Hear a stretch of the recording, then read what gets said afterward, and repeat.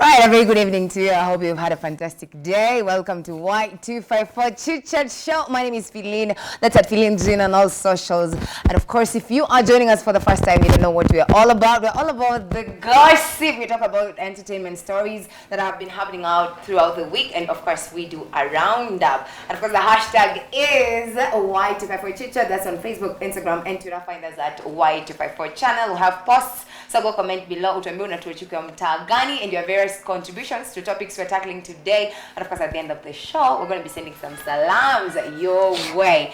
And it's time you met my co-hosts for today. I'm going to start with over on Tech Head. Yeah! Ronald! How are you doing? How have you been? How's your week? Wacha tu. Unajua kuna watu wengine kwa hapa yenye tutaongelea. Naona sasa kuongelea sasa. Anyway, guys at home, Ronald to the race is my name as usual and kama dawa ni time ya tea. Na tea iko karibu kuiva. As usual, you know, we always have that time yenye Deno na anasemanga chukua ile kitu weka nyuma yako because the show or the tea room is officially opened. Stay tuned and stay locked. Yes, and kama tuko na headmaster aka Bob Wamagari. Yo! Lazima kwa yani Feline hii jina tulielewana ishe tu akiro sasa. Wewe na background mko same. Mzada kufai kuonge. You people please be nice out there. Mimi na background. Ladies and gentlemen, pale nyumbani sijaambiwa vizuri. Sijambo vizuri, ambieni Feline kitu pale kwa comment. So, ladies and gentlemen, ile wakati tunasemanga weka remote nyuma ya kiti, pale nyuma ya kiti kwa sababu vile tunasemanga hapa tea room is officially open kwa sababu wewe ni wakati wakachai. Tujibambe. All right, now let's get started with our first story. And I think 80% of Kenyans experienced wow, this. I've been away for so long, I forgot English. Anyway, now Kenya experienced a nationwide power outage on Tuesday after a major transmission line collapsed. Blackouts were reported in many parts of Kenya after the power line fell to the ground in Nairobi. At least 25 million had lost power in Nairobi, Western and Central Kenya, the Rift Valley region, and Njaaanuary region as well. Now, state-controlled Kenya Power said in a statement that electricity has since been restored to all parts of the country. Earlier, Kenya Power blamed the outage on a tower collapse along Kiambere Embakasi transmission line. Kenyans depend on Kenya Power, the main electricity provider in the country. This even as Kenyans took to social media lamenting while others made fun of the situation. All right, now I think we had a video for that, but I don't think if it's actually here. So just a photo. Because wow. Now the generator and he's charging his phone. Yeah. Ataki jokes. Now what What is that even? Yeah? Keyboard warriors. Wanasemanga hawezi enda offline. I know, yeah, it's in there. Oh, yeah. Aje. Simu yako imezima lakini lazima uende Twitter utete. So you have to find No, on a serious note though, like I woke up in the morning, niliamka simu yangu imezima. Sisi ni wale watu tunatumianga simu uniko 1% ndo ulale. Exactly. Imeisha. Okay, sawa. So that's what happened. I literally slept, my phone was off. Woke up in the morning. Sasa ile unatokanga, the first thing ni kule kwa charger. Unaenda, kwani what's happening? Yo. Unajua hata kuna tokens like ako ka staff inakwanga bado ina blink like ina show like zina read zero, si ati hakuna stima, you know. But the whole was just like zero. And then we went the whole day. Stima zilirudi saa 8 usiku. I'm not even lying. Usiku. Acha nikwambie Feline. Umeifinywa na kiatu na umekazwa na mkojo the same time. Why would you give that a follow? That is the feeling that I had that day because my phone was off. My phone was off. How bad was it? It was bad. Jaifinywa na kiatu na wacha bwana. Do you know literally my phone was off? My power bank was off. Yeah.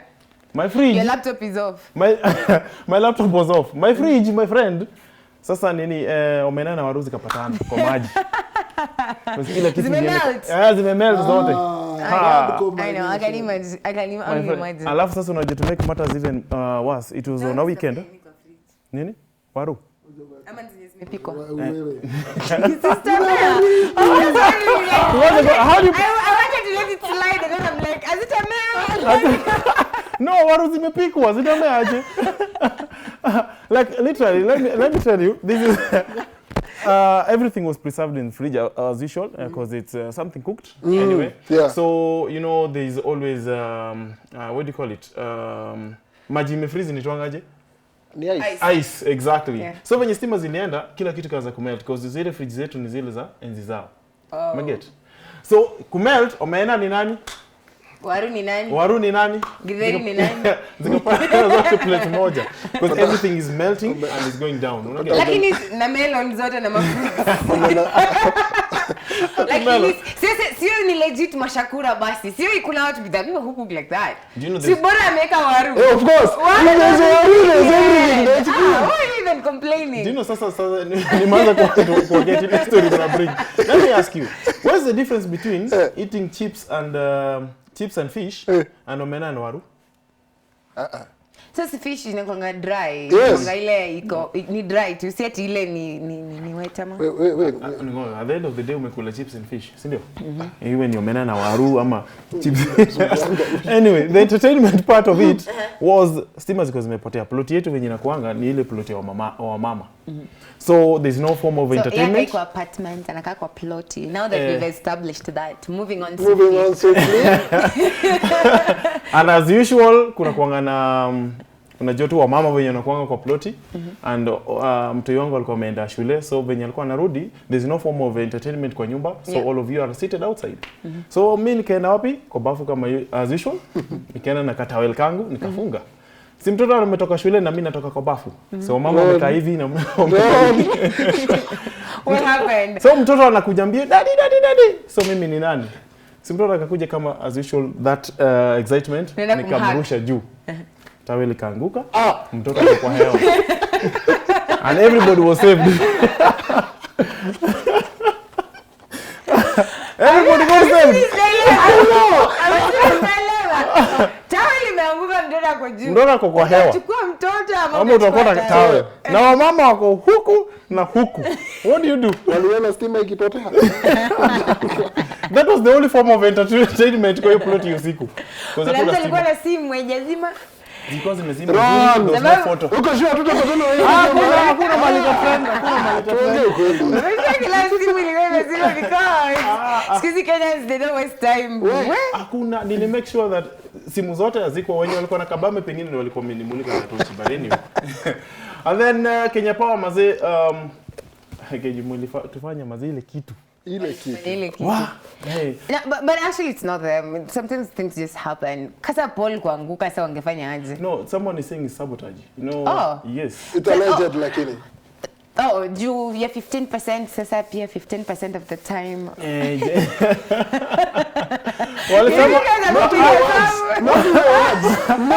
Walisema wataangusha bei lakini nini ikaanguka kindly. Subaru gang msinifuate sio mimi. Sijaongea mimi. No, alright, ongea basi tumekuachia. It's time for you to talk. Kitu inanisumbua ni what happened to 3 poles zilianguka aje hii Kenya? Mimi unajua kuna video fulani niliona poles zikicheza ile katika. Yeah. Zikirukaruka kati anti Kenya Power. But then, wait, mimi unajua history ya stima imenifunza vitu mingi. Apparently kuna Kenya Power, kuna Ketraco, kuna Kengen, sijui kuna nani.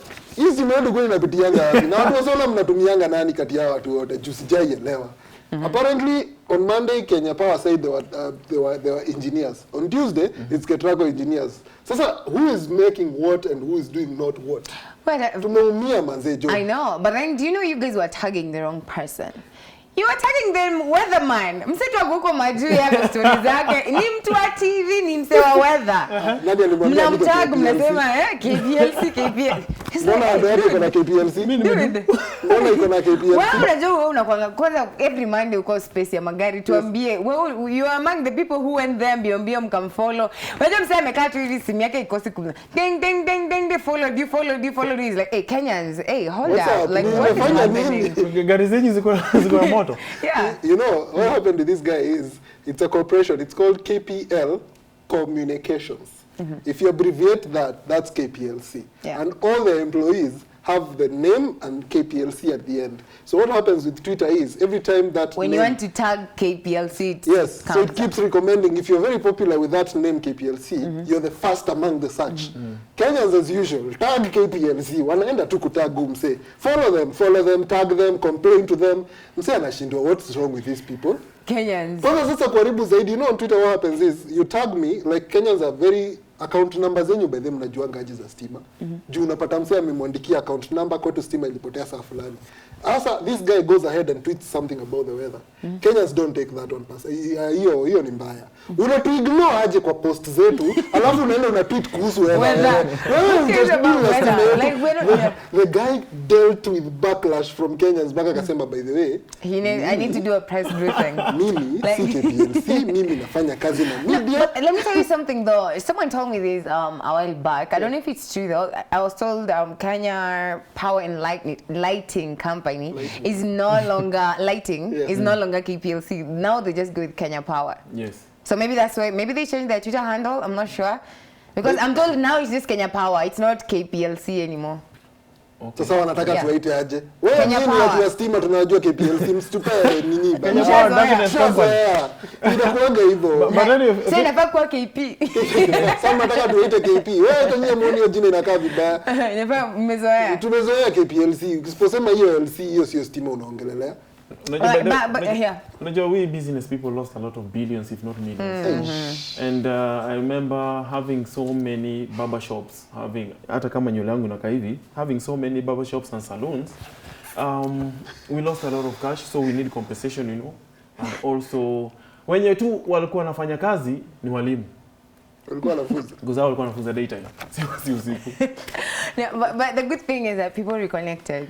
Yes, like because now if you like maybe you're with your mom or you're with your wife or you're with your child, hakuna pa kwenda, TV mezima, simu imezima, there's nothing. You have to talk. Yes. You know people never talk to each other anymore. Kila mtu anakujanga oh hi simu like kila mtu ameenda bedroom yake. You know, no one has a conversation and hata kukula like you don't even eat at the dining table at the same time. Wewe unakula yake, wewe unakula, you know. So at that time, huko kwako kuna giza, candle maybe kwa sitting room peke yake. So one thing I learned is that by the way, Kenya, by the way, we don't have backups. Stima zikienda for 2 weeks, we're done. Do you know? Wait. Tuna generators. Like we need to be actually very proud of not having generators. Yeah. I was actually looking at a thread hiyo time ya stima zilikuwa zimehepa. Nigerians came on board. So walikuwa wanauliza wa Kenya, mbona mnateta hamna stima? As in, what is the surprise? Sisi tushazoeaga. Huko inakuwa nikaa kila nikaa unashaisikiaga ukiingia kwa magodowns vile kuna gurumaga. That's a normal scenario there. Apparently. As in, they even put up a thread saying that you have gone to Kenya, sijui Mombasa, I'm surprised that there is no one who has a generator in their house. Yeah. As in surprised. How? No one has it. For real. Like, shout out to my friend Zainab. She was in Kenya the other day. Alafu apartment alikuwa anakaa that hotel room at the moment. Yeah. Stima zika lost. And then like I was so surprised. I'm like, at such a fancy hotel, like I'm like what? And then she's like, why? Like yako tu sawa. Mimi ndo nateta. Yako sawa. She's like, oh, I wish you came to Nigeria. Like we're used to this. This is normal. You're talking about 2 hours. Like 2 hours is a problem for you guys. Like what are you know? Twitter was exploding. Yeah. You know, it was 2 minutes. Nigerians wanashangaa nini mbaya nini? Stima oya. Mwanzo mambo na Zimbabwe. Zimbabwe the same story. Hata hao wanashinanga hivyo. Sasa kitu nilibamba na hiyo story. No, but let's not normalize that. We deserve better. Like, Yeah, exactly. Kenyans are hardworking and 60 years after independence. Let's not normalize kufinyiliwa. Ama ni kufinywa. Wakumbuka ile msao nitakufinya. Ambia serikali kupea kazi. Watu wa stima mlishindwa na kazi yenu. Hao ndio wanafaa ufinywe. Stima mlishindwa na mambo ya stima. Ndio serikali kupea kazi. Sasa serikali tulishindwa na mambo ya stima. You know. Stima bana.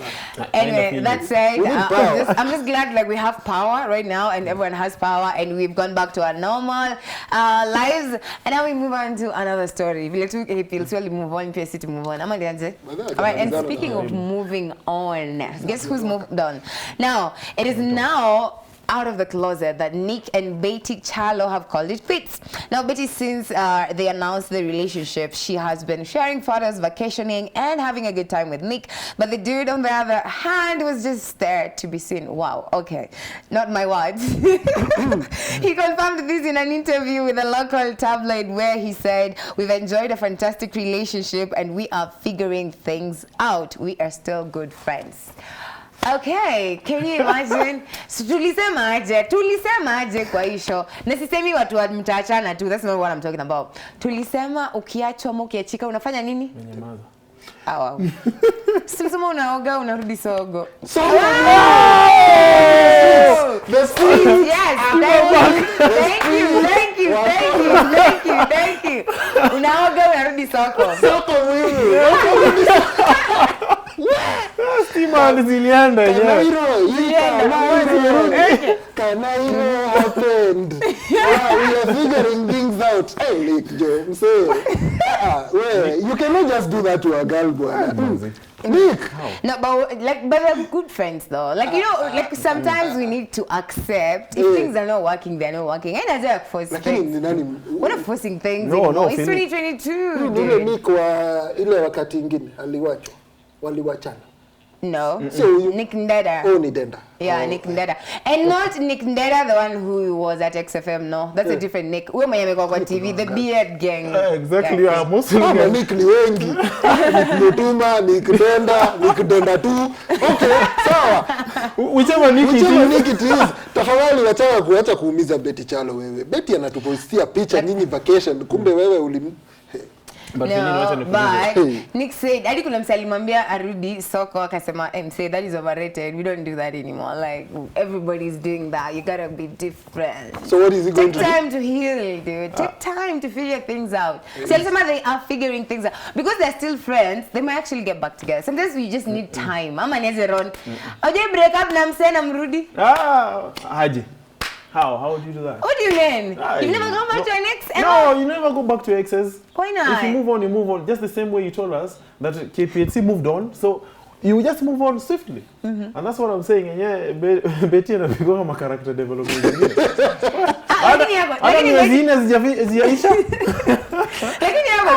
There's actually a fan who told her, like, Betty basi utafute mtu tulia akasema tunatafuta pesa, watu watakuja. Ukiwa na pesa watakuja tu. Watu wanajiletanga. Ukiwa na do, do you think that's true? Like as long as you have money, you can't be alone in Kenya. Wezi si wongo, you can't be. Question is for how long? Exactly. Question is for how long? Hey manze, anyway, Betty, I don't know. Something nini mbaya honestly as in. So why are you saying she's the problem? You sijasema ni yeye. Umesema Betty ni nini mbaya? Why are you saying I'm addressing the two. I'm first addressing Betty as in nini mbaya. Who Nick ndio sija understand ni mgani because I'm trying to piece one and two together. So who Nick pia form ni gani as in you people if you are going to do this in that is the Nick we're talking about. Madevu.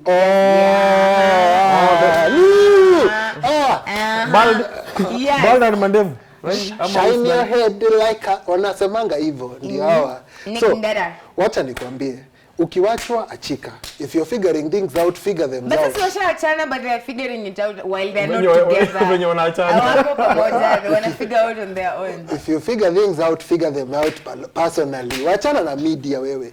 Hii mambo ya kukutukimbizia kila time. Sasa ni watu wanauliza. People keep tagging you like, "Hey Betty, where is Nick? Where is Nick? Where is he?" You have to respond. Why? Because they want to know. Because that's how you live your life. People need to know. Unajua wewe tu like tell life yako alafu all of a sudden you become mysterious. Sasa tunishindage mimi ati mnanitag mnaniuliza mama yako wapi? Mtashtuka. Mtashtuka nyinyi. Why? We need to know. Unajua wametuanzishia mwaka vibaya. I know. Kuachana. Kuachana sasa watu wanaanza hii mwaka naona watu wakiachana. Betty Chalo 4 months down the line, in 4 months I think it's even less than that. No, it's actually 6 months. It's 6 months. Yeah. 6 contract. 6 months. Gestation period. That's what we call a gestation period. Contract. Lakini by the way, let me ask you. There's a question you're asking. Who is the problem here? Because you know, it's been less than a year, and now Betty is moving on swiftly. I don't know whether she's going to another relationship or she decides to be single again. So unataka akae bila relationship. Ama unataka aje? These are what we call situationships. Simasi tu ishi life yake vile anataka. Ama niaje? Hiyo hata nilikuwa nifunge nao. Betty, wacha nikwambie kitu.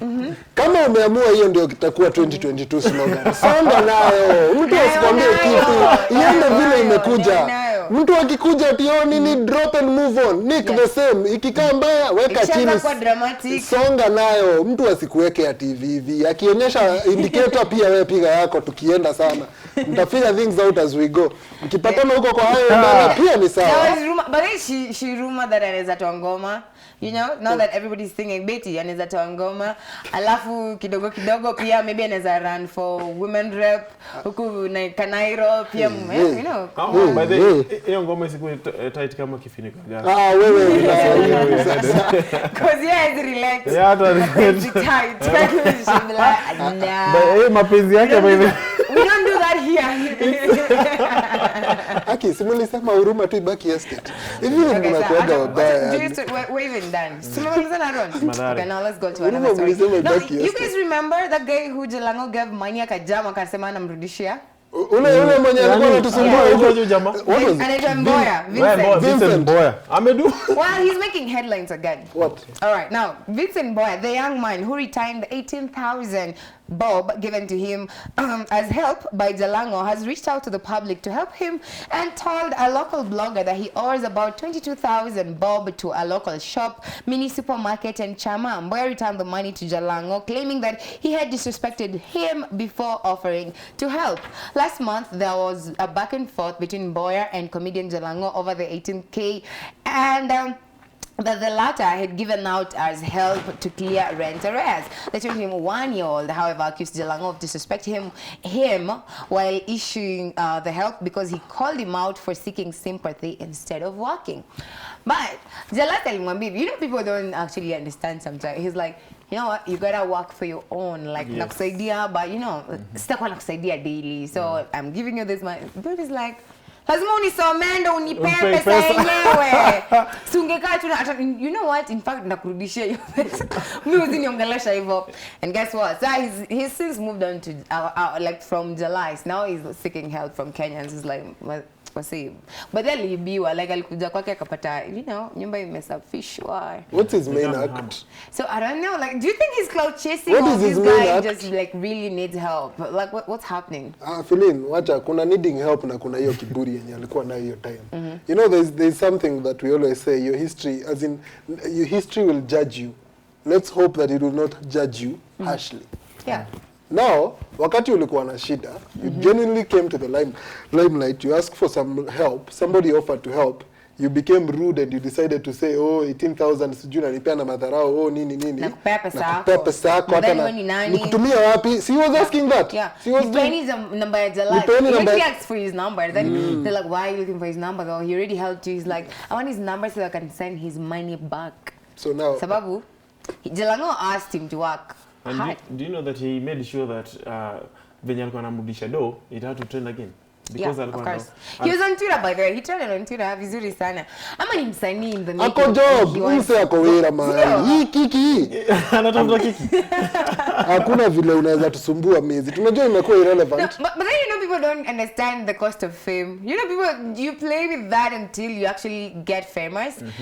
I've been seeing Manzi wa Kibera trending for a minute now. Yes, and she says like she's famous and now she can't work odd jobs. Unajua kwa nini? Because I'm famous. Everybody expects me to have money. So how am I going to have money? How am I going to hustle? Kama niko, unajua. So I don't know. So do you think we should give him the clout he needs? No. He doesn't deserve our clout. That's why unaona hata sina pressure na yeye. That guy is just chasing clout and he's just trying his best to stay relevant.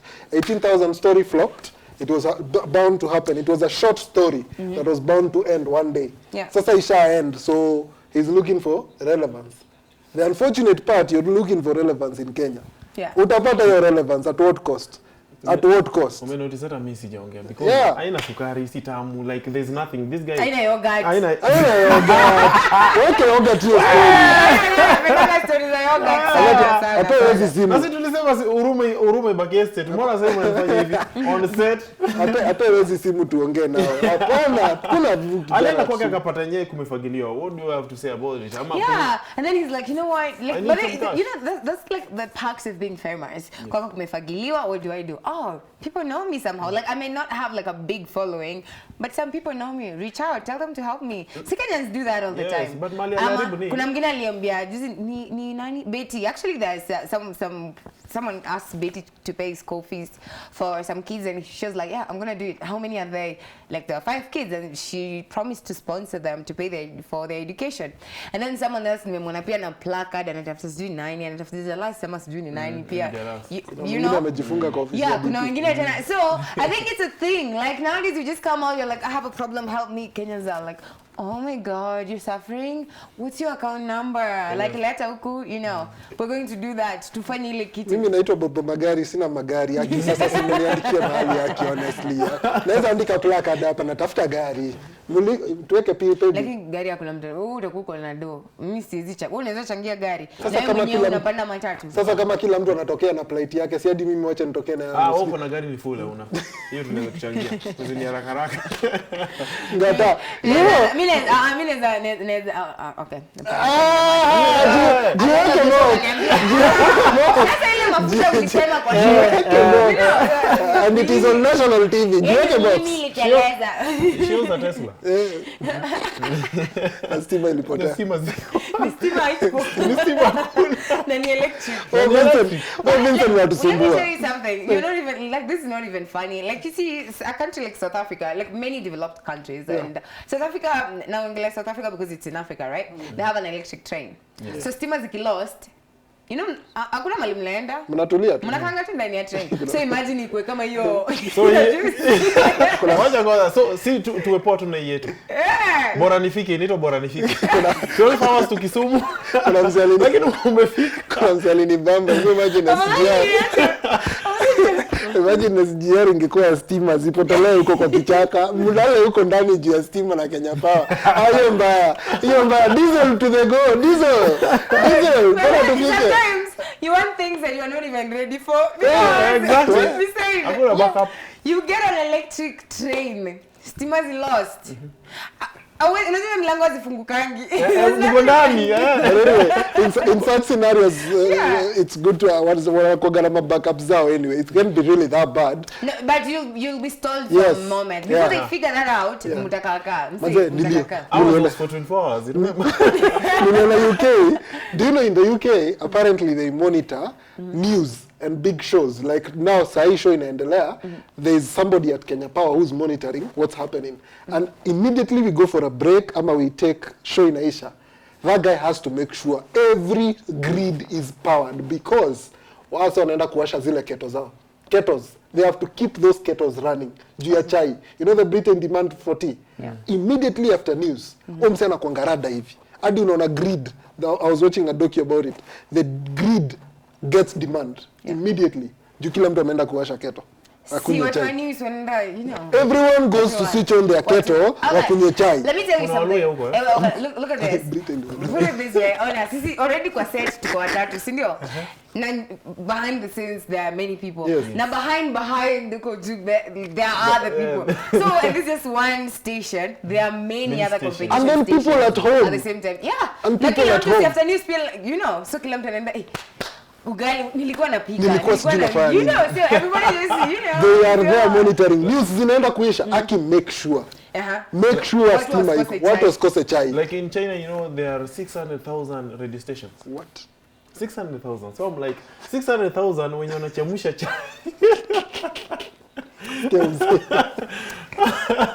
Itakuwa Togati room. Anyway, let's do this.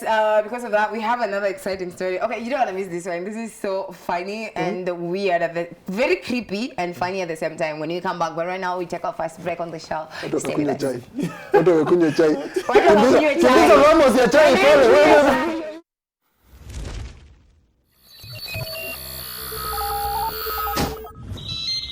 Y254.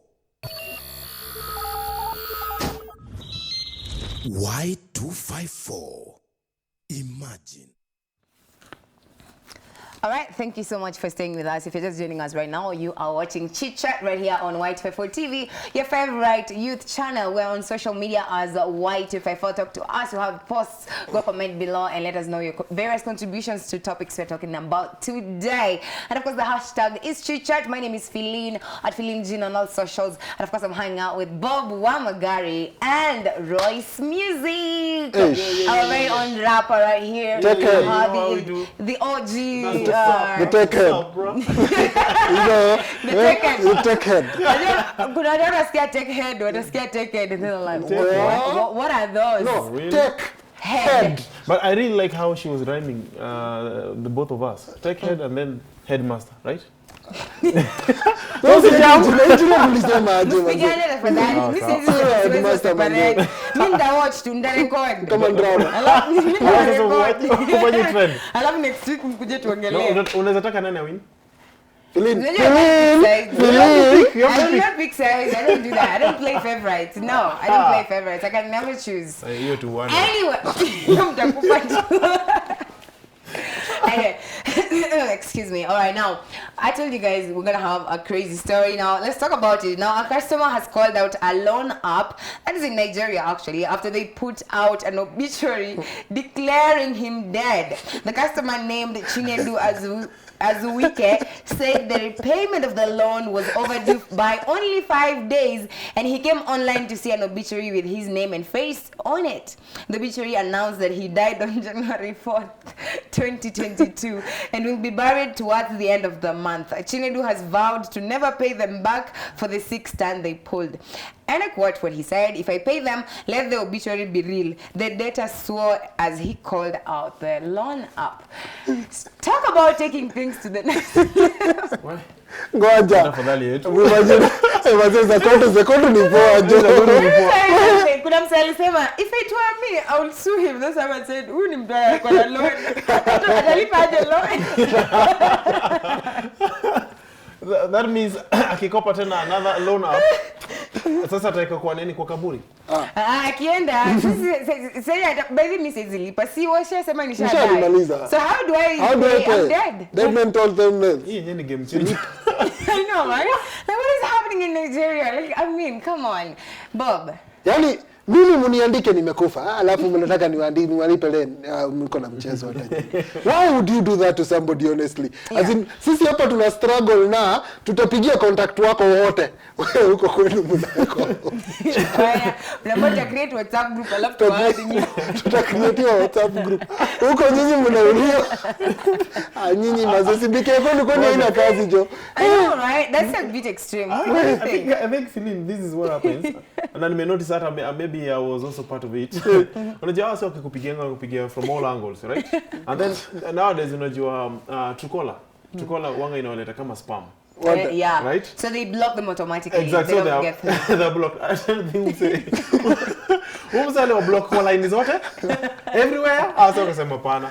So this means umse is no longer available. So when you had a public notice, like they're looking for him, like a public notice. We are looking for so and so and so. You know. You know what I'm saying? Fulani amesema what he did to them. Okay, I know it was a joke. But then that's another tactic. Wakisema amedai atakuja kuatendea like welipa. Pay me what you owe me. Don't act like you forgot it. Because watu hujisaulisha na madeni like for real. Kwanza Kenya tunakuwa na selective amnesia. Kuna watu wako na hizo namba za spammers. Naona mtu anaweza kuwa na deni yako na tena arudia kuombe. Au like mnatonga pia audacity. You owe me.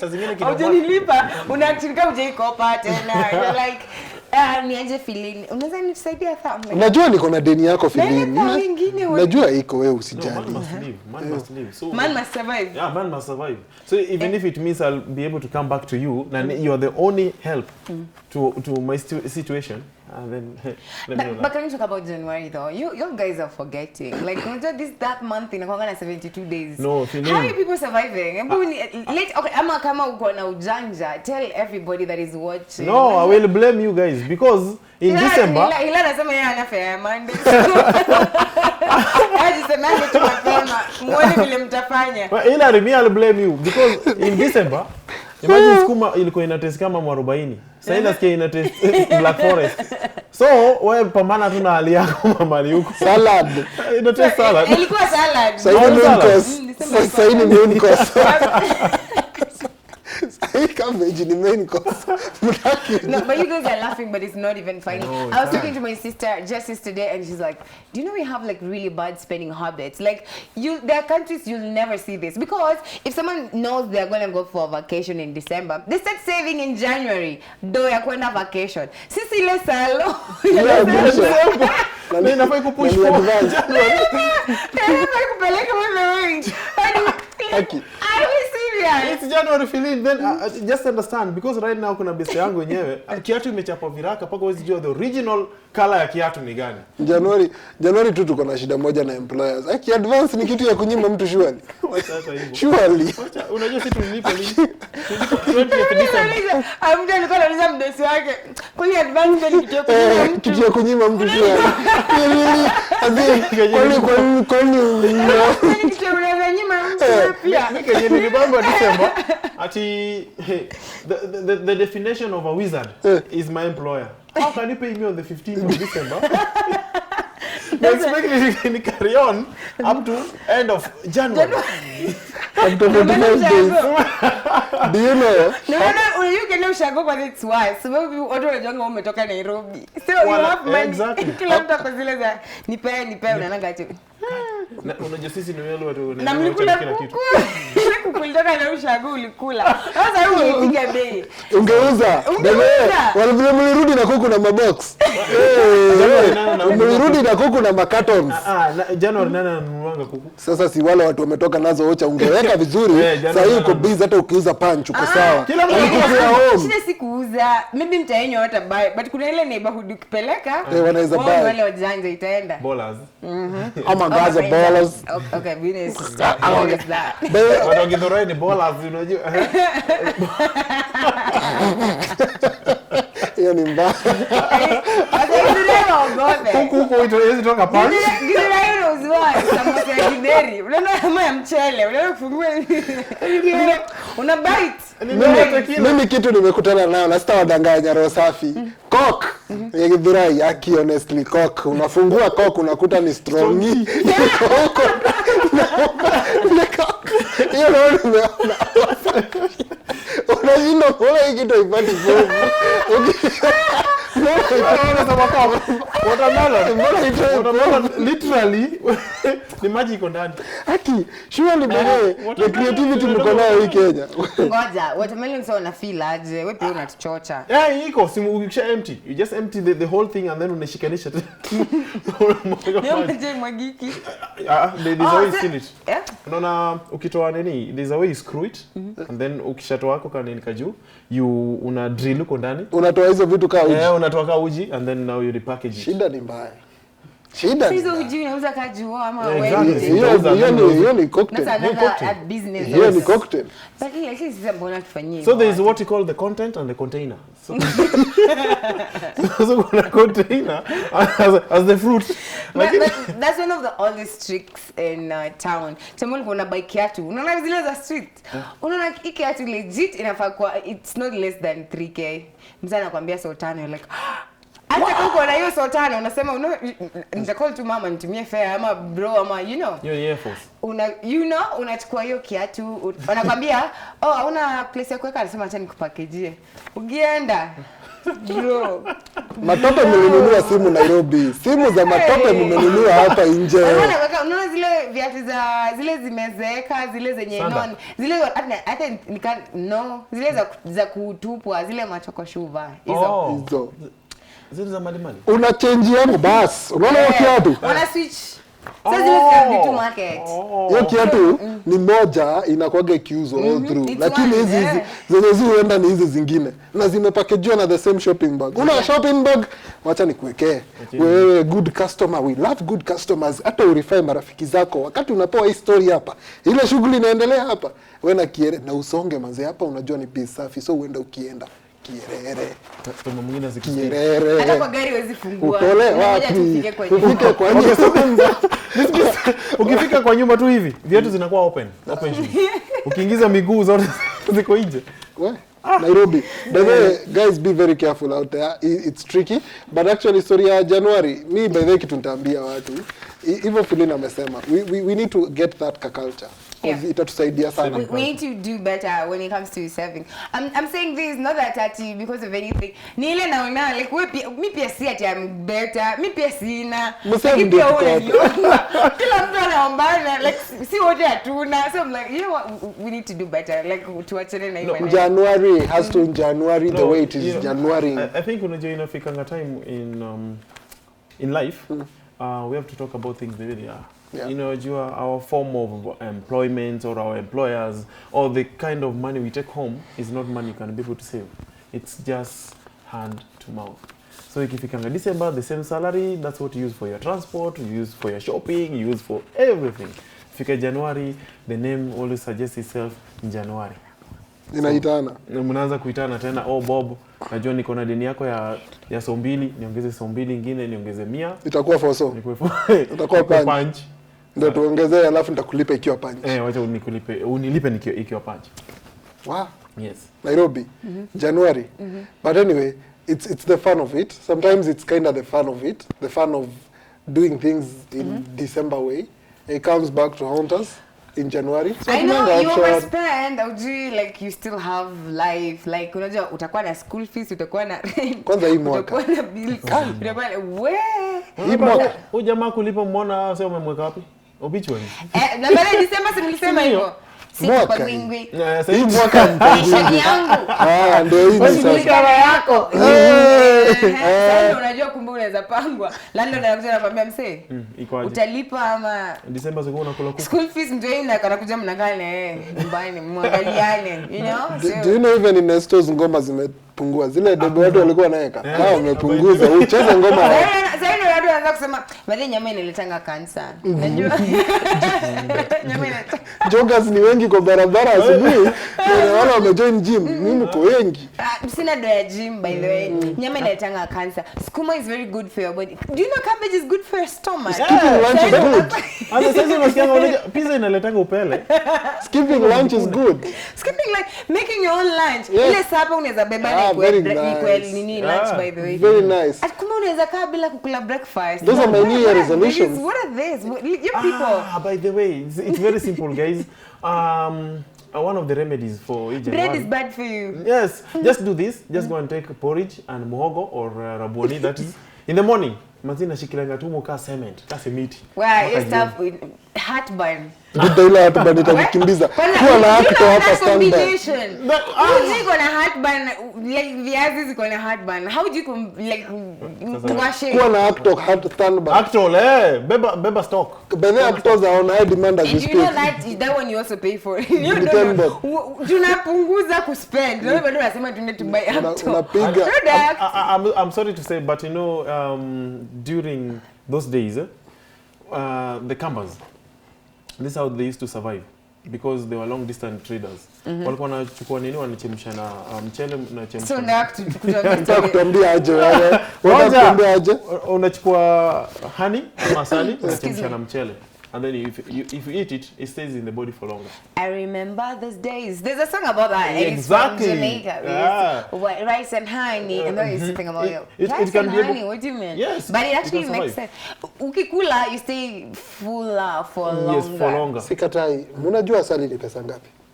Like ukawani iko. Uko ndo But if you want as a legit honey, it comes from Ukambani. Yes. They're the ones who actually is ngine tunanwanga huko. Nataka kusema hiyo Masai kaoni. Hiyo Githurai. Na hiyo Masai yenye anazungumza hivi gani? Hii inakuwa sweetie grounded to unajua to find particles alafu na maji to make it uji. Exactly. Oh, unajua don't give that recipe. Kuna mtu ako job.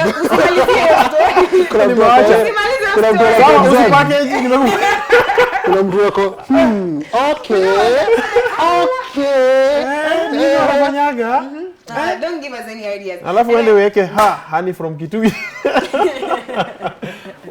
No, and guess what? Speaking of January, it's not just January in Kenya alone, it's everywhere. So let's talk about this. Now, there was drama at a wedding after a groom took matters into his own hands when he noticed a glitch being perpetuated by some guests.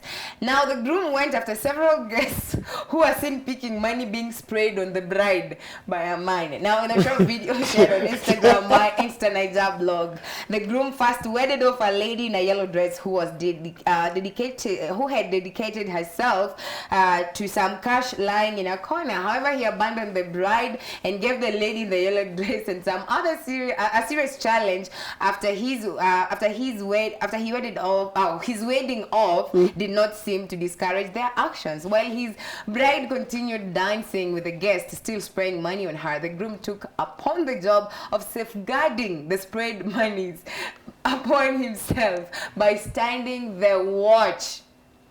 Alright, so we had a video, but I don't know if maybe we're gonna roll it in a few. But let me give you a scenario. So in Nigeria, in West Africa, during weddings, so bride, chop my money, you must chop my money. So people are serious, chopping money on the bride.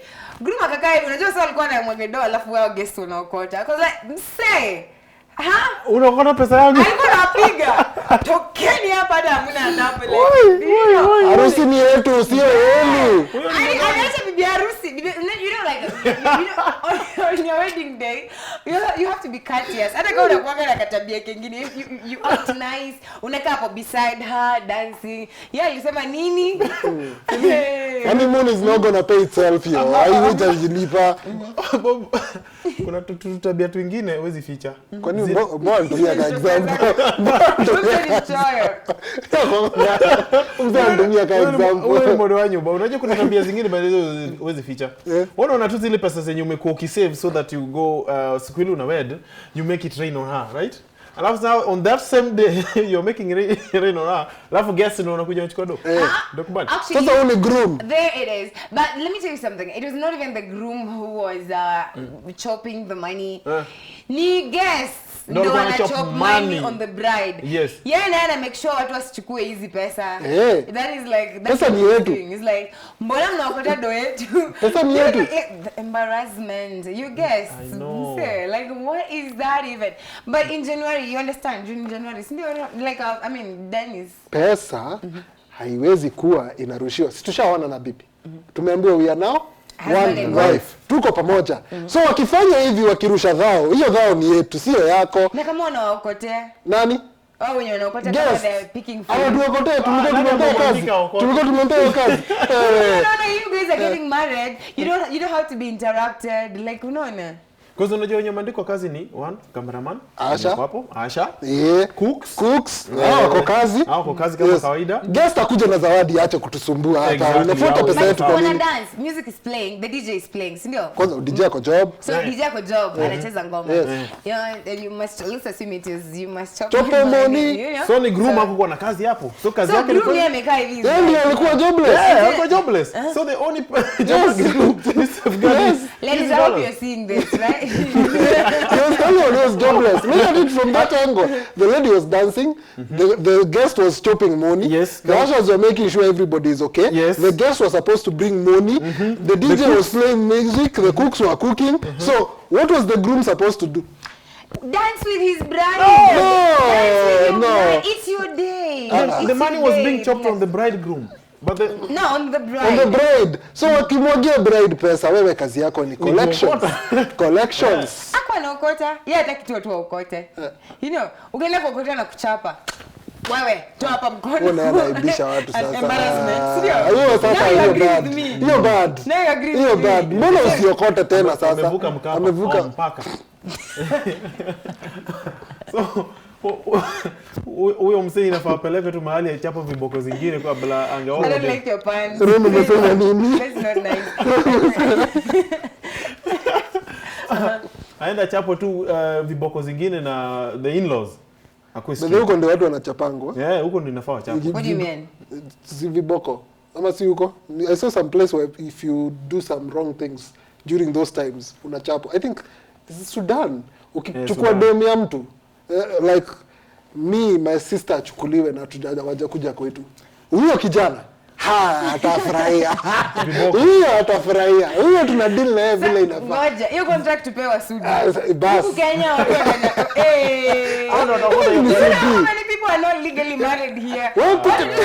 I like you, you like me, let's stay. Tujaribu Can we kitu. stay? Like that's if it works out, cool. If Yes, it doesn't, you wetembea na Yesu. Tulikuwa tumejaribu. Kubwa, you know. Like that's how it is happening. So, like watu wataumia. But so those guys are serious with that. Yeah.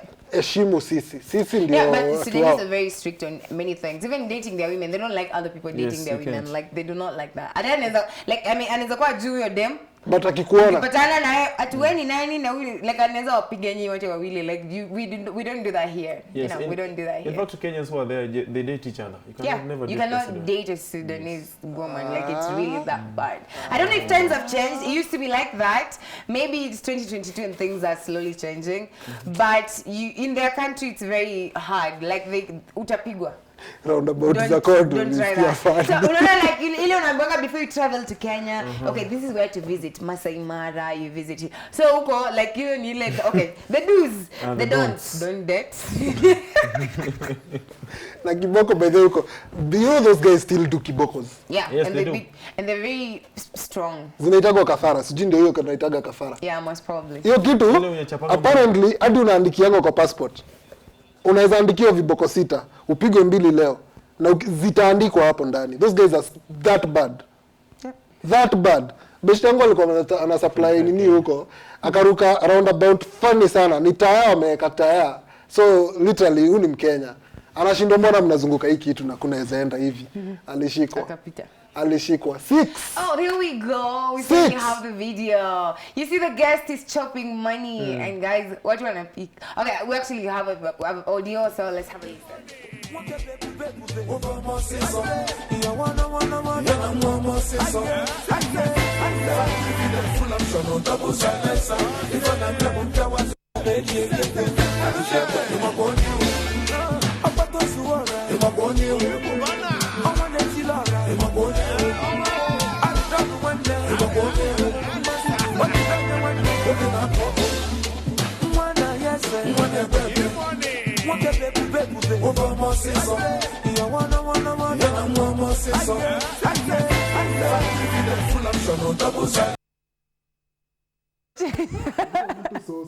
Moja. $1 mingi yes, alafu ni $1. Bado ni 100 ukifanya na hesabu. It's 100 bob ile Nikisema nenda kuchange uko maluni na unafanya tu hivi. Unachukua 10k. You just change it into 50 Kenya shillings denomination. 50 bob. 50 bob. Zote. Hiyo itaweza? Itaweza big time. Utaongelewa, utaandikwa kwa news. Lakini ngoja 10,000 divided by 50? I don't know. It's a lot of money. What do you mean? 50k mean. Wewe acha wewe. Ni 500. Ni 50 mingi. Ni 50 mingi. Unaona nazo hivi umeshika kabunda, unatokea pale unawaambia yo, ni harusi ya nani? Nani anasumbua hapa? Who's the bride? Where's the bride? Show me the bride. Make it rain, make it rain, make it rain. Ukitaka sasa watu watoke hiyo wedding, sasa ziweke in coins na urushe juu. Kwanza mambao. I don't like your thinking. Kwanza mambao. We gotta send some salams. Naangusha watu mambao. We gotta send some salams. Let's check out who's watching. Do you have any salams, Ron? I'm gonna start with you. Oh, okay. I have some salams over here. I have my boy Victor. Victor is watching from Nairobi. Of course, Zadi, that is Eldoret. Machange iPhone. By the way, kuna bestangu fulani anauza masimu. Anauza Martin. And then we have also, this is Brian, we have Masiketa, we have Judith. Hey, Maze, wherever you are, you guys just keep it locked. Okay. Niko na Isaac Salim Gishia. Yu ni mtu wa maua, ameniambia niwasalimie sana. Watu wa maua ndio watu wameshikilia economy hii Kenya. People who sell flowers in this country. Wanasema Valentines mujipange sana. And then I have Afande Kemani GK Prisons. Niko na daktari hapa. Sitasoma hiyo comment. Daktari umeniambia vibaya. Thank you so much for watching. Asante sana. Karo, thank you so much for watching. Yo, it's been real. Mimi yangu sitasoma hiyo. All right, let's have a look at our Facebook. And I have Smiley Keeper Yake Agesi. Shout out to you. Dennis Wali KE and I'm watching from Kayole. A huge fan of the show. Thank you so much. Filil Goteka Sana. Goteka Asante. Appreciate you. Sam Kush Nakuru and I'm wish me a happy birthday. Happy birthday to you. Sam Kush. Happy birthday to you. Happy birthday, dear Sam Kush. Sam Kush. Happy birthday to you. Thank you. He's always watching, so we appreciate you. Oh, Ben Gundua wa Matsanga, and I'm watching from Kitengela. Shout out to you. Vincent Ntomno. Njoro Nakuru City present. Thank you. Bobby Pass, always behind the scenes. Asante sana. And then I have someone else. Ali Athumana. Hi, Philin. I'm watching from Muranga. Shout out to you and shout out to Kilamtu Ako Muranga. And then I have someone else right here, and it's Vendetta KE watching from Limuru. Ngecha tuned. Shout out to Limuru and shout out to you, Vendetta. Livingston Akala Shikanda tuned. Thank you. Gashigi wa Maura Rero as usual. Asante sana. And then I have Vincent Msembi boarding from Nyeri. Ako Nyeri. Kamba ambassador. Shout out to you. I have Wiz Joe and some Rero tuned. Shout out to Rero tunawapenda. Mosewa na Kina. Anasema Mose wa Kinanyu, anasema Nanyuki Kangaita Breze. Kwa kina Dennis, he's probably a brother from another mother, you know. And then I want to shout out Kev. Hi Kev. Anasema Jane with a colored top. Shout out to you. Thank you so much, Kevin. I don't want to say, okay, Kevin Omyonga. Thank you so much. And then let me see who else is here. As we wind down, we have actually less than a minute to go. All right, who else? Time is not on our side, unfortunately. Oh my goodness. As you're getting done, let me just tell you guys, after here, tembelea space ya magari. My name is Bobo Magari. Enda pale space ya magari. Tufanye conversation with magari pale. Sindio? All right. I like it. Yeah. So I'm going to shout out just everybody because we don't have time. So shout out to everybody in the studio. Mwajuma is okay, we actually have a lot of guests. We need to get acquainted first. Yeah, we need to get acquainted first. And then I have Hillary Kamakawa, I have Rose, I have Yvonne. You know, it takes a village. So thank you so much to everybody that made the show possible. We appreciate you. We're going to see you again next week with another amazing show. Shout out to Jason! Shout out to Jason! We're going to see you guys next week. That one has to go on record. I know, I'm sorry. Shout out to Jason. See you guys next week.